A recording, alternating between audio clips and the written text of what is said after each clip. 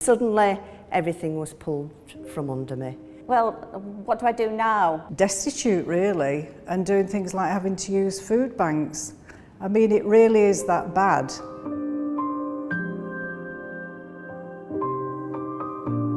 I worked as a teacher. I worked in social care. I worked for local government.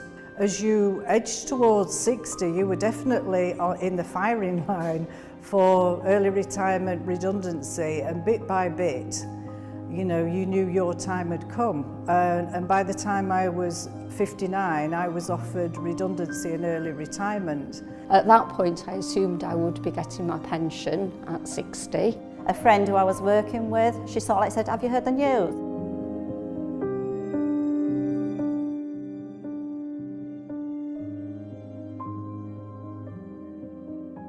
In 2011, suddenly heard on the radio the pension age was going to change.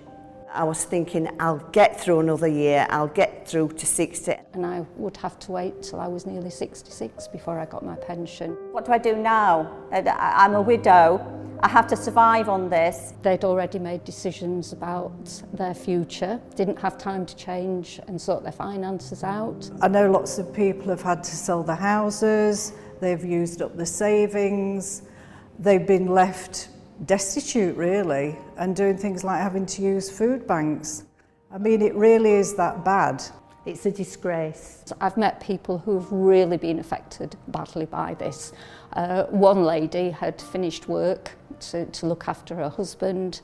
He died suddenly, they lost all their money, had to start applying for job seekers.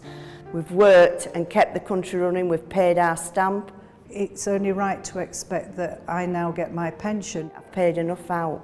I've worked from being 15 years old. Is that too much to ask from a government to actually be given justice? I just don't think they comprehend what no money means. The current government just won't engage with us, and that's the worst feeling in the world, to feel that you're being ignored and sidelined. Boris promised to look into things and then has changed his mind now. The Liberal Democrats, they were in a coalition government that actually put the second phase and fast-tracked the age of retirement even further. I don't feel that the current government can begin to understand the problems in deprived areas, people in communities which are struggling and women who are struggling. We need a government that can stand up and stand for us. And at the moment, we have not got a government that is standing for the people.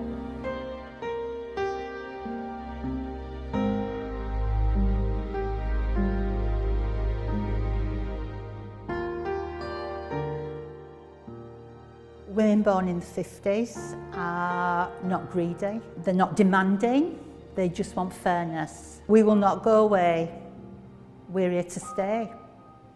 Please take an interest in this issue, because this is us today, this is you tomorrow, unless we fight now.